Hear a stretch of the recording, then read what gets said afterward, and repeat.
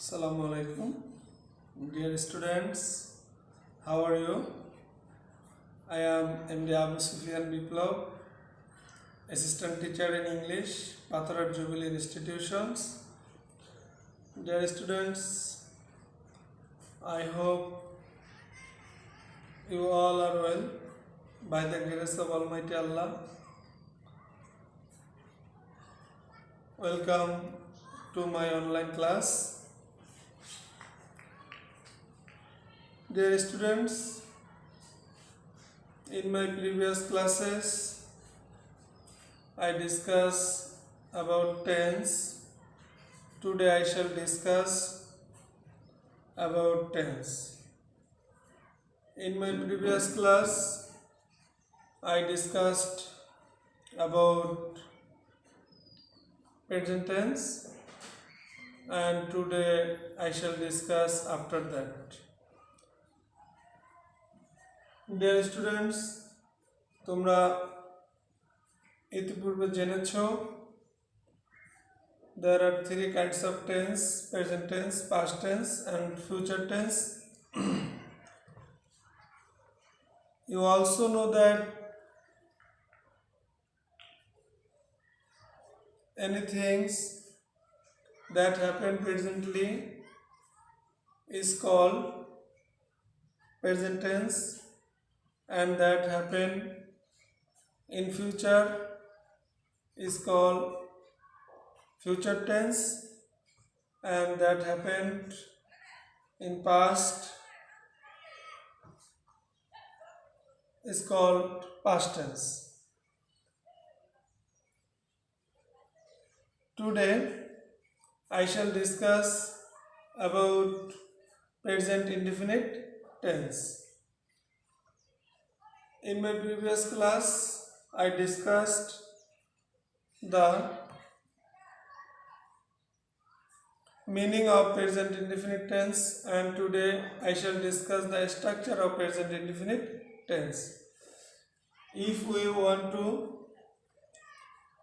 identify a sentence as present indefinite tense or present continuous tense or any tense, we must have to learn the structure of that tense. If we are not aware of the structure of that tense, we cannot identify the sentence as the sentence is present indefinite or present continuous or present perfect or present perfect continuous. So, dear students, please look at the board and write down the structure of present indefinite tense in your exercise book.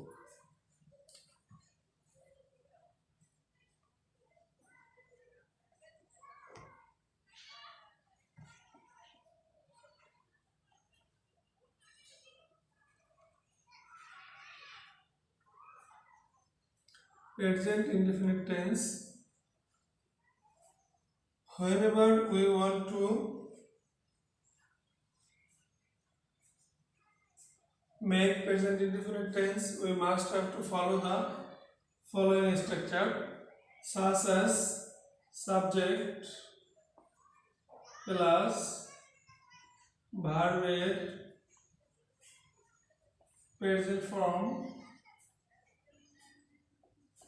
Plus object, অর্থাৎ সাবজেক্টের পরে ভার্বের present form দিতে হবে, তারপরে আমরা object দেব। সাবজেক্টের পরে ভার্বের প্রেজেন্ট ফর্ম প্লাস অবজেক্ট। আচ্ছা, এটা হচ্ছে আমাদের প্রেজেন্ট ইনডেফিনিট টেন্সের বেসিক স্ট্রাকচার। অর্থাৎ একটা সেন্টেন্স যখন আমরা মেক করতে যাই, সেন্টেন্স যখন আমরা তৈরি করতে চাই, তার স্ট্রাকচারটাই থাকে সাধারণত সাবজেক্ট, ভার্ব, অবজেক্ট। এখন সাবজেক্টটা কি সেটা আমি আমার আগের ক্লাসগুলোতে আলোচনা করেছি। Today I don't like to discuss about that matter because today I shall discuss about present indefinite tense. If I go back, I cannot take my class properly. So, dear students, I request you to visit my previous classes, and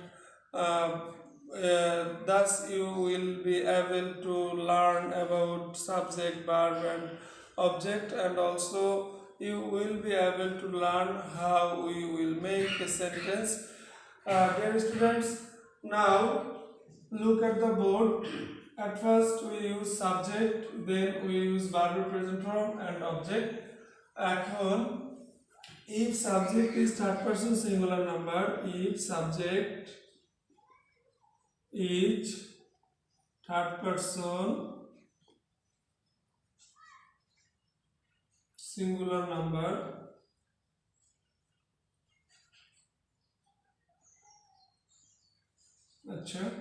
if subject is third person singular number, we use s or yes after the given verb. অর্থাৎ যখন আমাদের সাবজেক্টটি third person singular number হবে তখন আমরা কি করব, আমরা ভার্বের শেষে এস বাই এইচ যোগ করব। ফর এক্সাম্পল,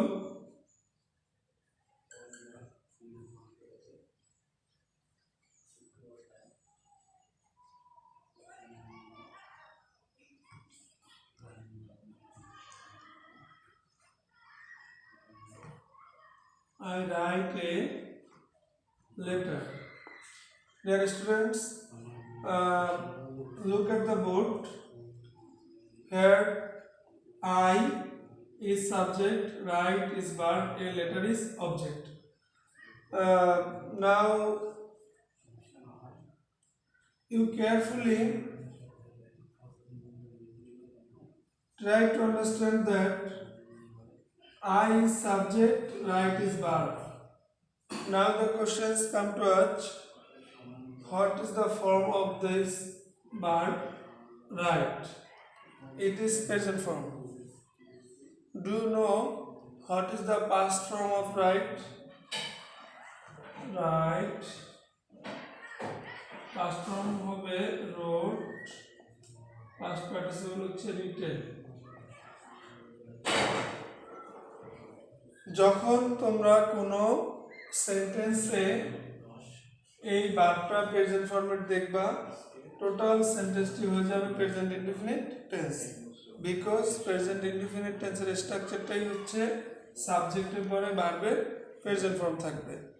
নাও যখন তোমাদেরকে anyone asks you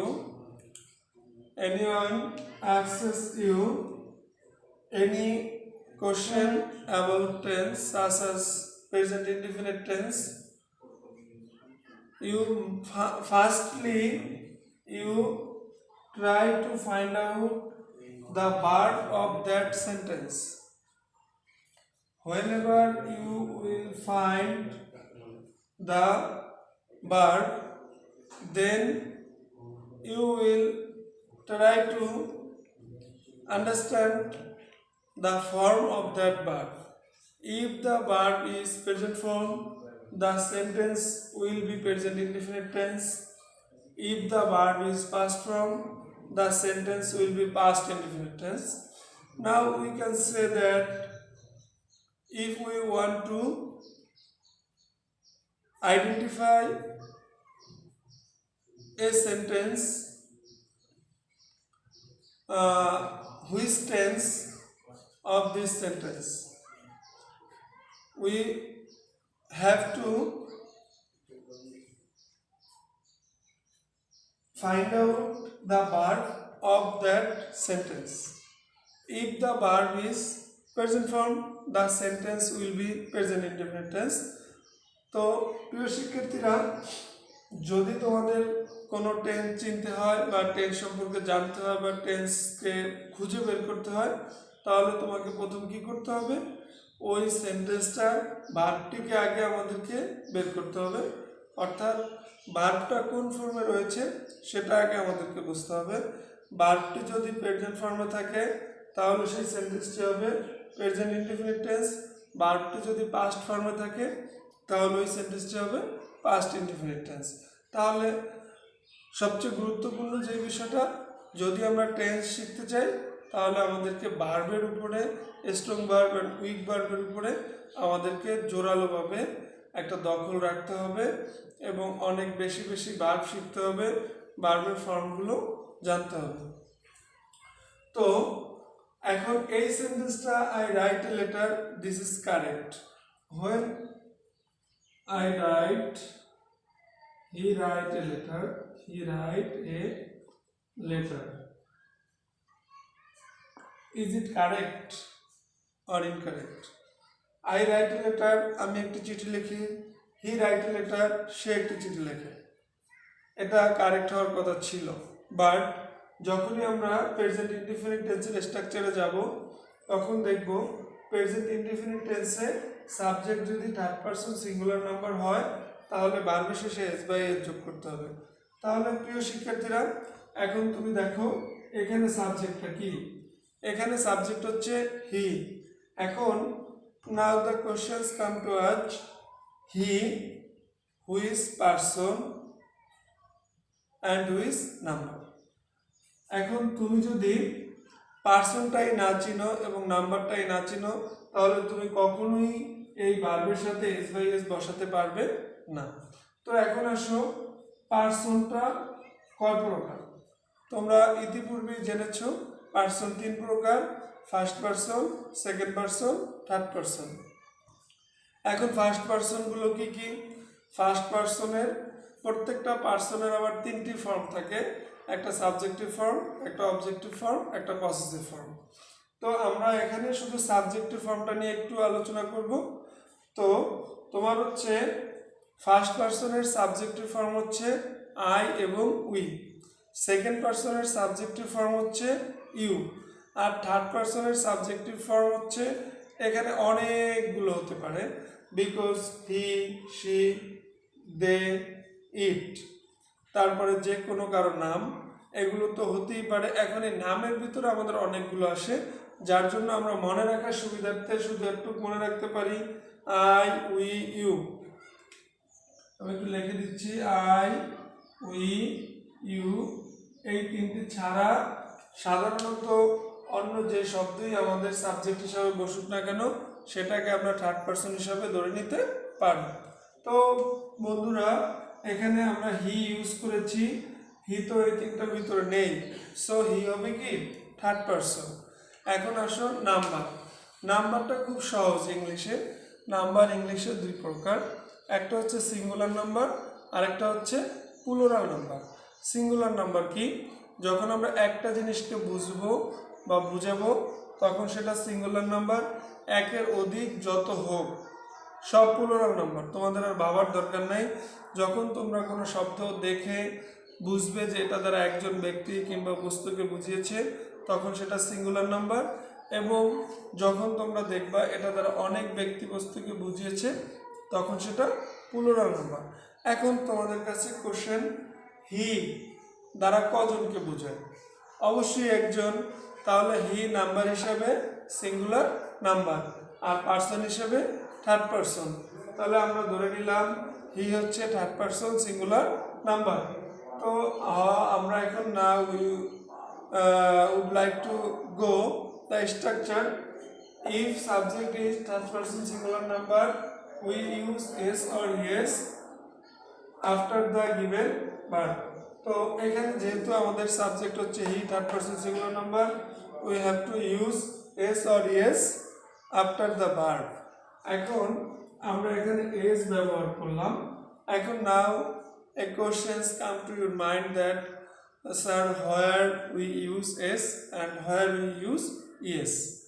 অর্থাৎ এখানে তোমার 2টা অপশন রয়েছে, একটা s ব্যবহার করতে পারবে, একটা es ব্যবহার করতে পারবে।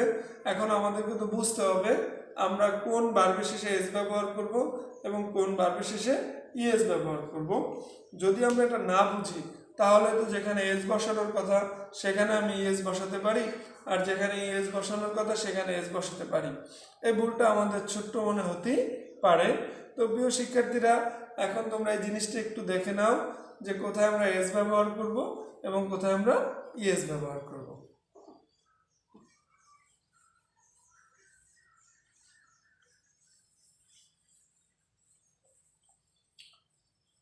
দেখো, এস এবং ইএস ব্যবহার করার অনেকগুলো ক্ষেত্র রয়েছে। আমি শুধুমাত্র তোমাদেরকে ইম্পর্টেন্ট একটা নোট দিয়ে দিচ্ছি। এই জায়গাটাকে তোমরা ইউজ করলে তোমরা প্রায় 90% ক্ষেত্রে তোমাদের ভুলটা কমে আসবে, অর্থাৎ তোমরা সঠিক নির্বাচন করতে পারবে। একটু লিখে নাও। সাধারণত ভার্বের শেষে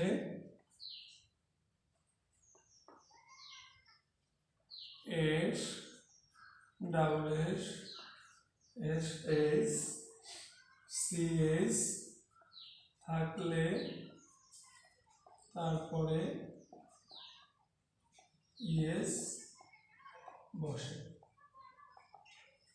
অন্যান্য ক্ষেত্রে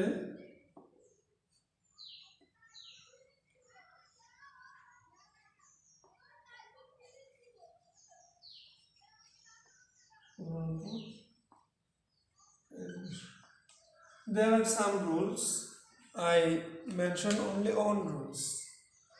এখানে অনেকগুলো রুলস রয়েছে, বাট তার মধ্যে থেকে আমি তোমাদের জন্য একটা রুলস নিয়ে এসেছি। বিকজ এই জিনিসটা যদি আমরা ফলো করি তাহলে আমরা অনেকগুলো জায়গা থেকে একটু মানে সঠিকটা নির্বাচন করতে পারবো। যেমন দেখো, he catch,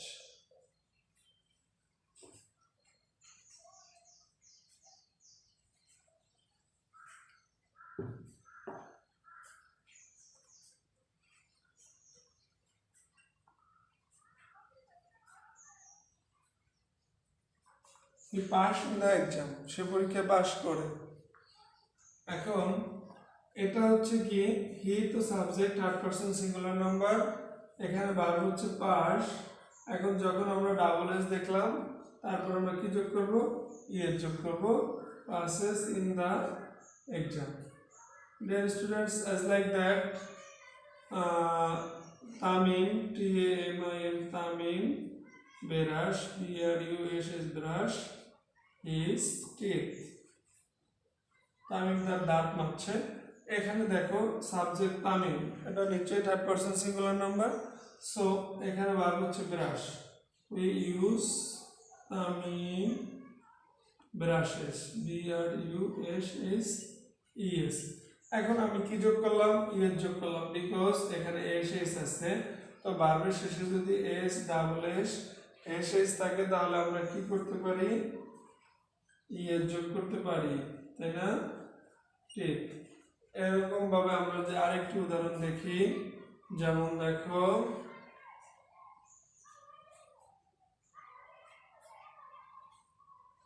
Shakib, S-H-A-K-I-B, Shakib catch, C-A-T-C-H, catch the ball. প্রিয় বন্ধুরা, এখানে দেখো শেষে কি রয়েছে, সিএস।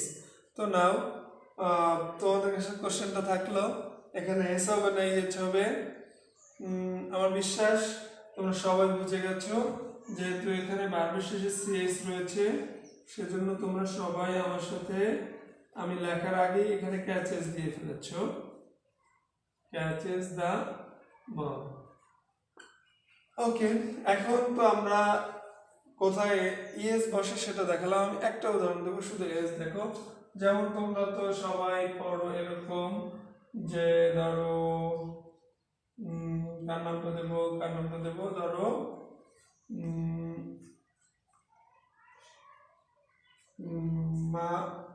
মারুফ। আচ্ছা, মারুফ রিড, রিড এ বুক। এখানে আমি এস দেবো না ইএস দেবো, সঙ্গত কারণেই তোমরা বুঝে গেছো সাবজেক্ট থার্ড পারসন সিঙ্গুলার, ভার্বের সাথে এস বাই এস বসবে, কিন্তু এখানে ওই চারটা অপশনের একটাও নেই।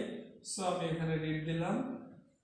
ওকে ডিয়ার স্টুডেন্টস, আমি আশা করি তোমরা সবাই প্রেজেন্ট ইনডেফিনিট টেন্সটা বুঝতে পেরেছো। আমি আরেকটু ডিসকাস করে দিচ্ছি। সাবজেক্ট প্লাস ভার্বের প্রেজেন্ট ফর্ম হলেই আমরা বুঝে নেব এটি প্রেজেন্ট ইনডিফিনিট টেন্স, এবং সাবজেক্টটি যদি থার্ড পারসন সিঙ্গুলার নাম্বার হয় তাহলে আমরা ভার্বের শেষে এস বাই এস যোগ করব। এখন subject third person singular number কিভাবে বুঝবো? যে আই, উই, ইউ ছাড়া সাধারণত অন্য যে সাবজেক্টটা হয় সেটা থার্ড পারসন। এখন একজন বুঝালে সিঙ্গুলার, একের অধিক বুঝালে প্লুরাল। এখন কোথায় আমরা এস ব্যবহার করব, কোথায় ইএস ব্যবহার করব, এই জিনিসটা আমরা ইতিমধ্যেই দেখে ফেলেছি। তো প্রিয় শিক্ষার্থীরা, তোমরা বাসায় প্র্যাকটিস করবে এবং প্র্যাকটিস করলেই পরে তোমরা আসলে এই জিনিসগুলোকে ভালোভাবে বুঝতে পারবে এবং অনুধাবন করতে পারবে। তোমাদের হোমওয়ার্ক থাকবে, তোমরা সবাই 50টি strong verb with meaning and present form, past form, past participle ফর্মগুলো বাসায় মুখস্থ করে রাখবে।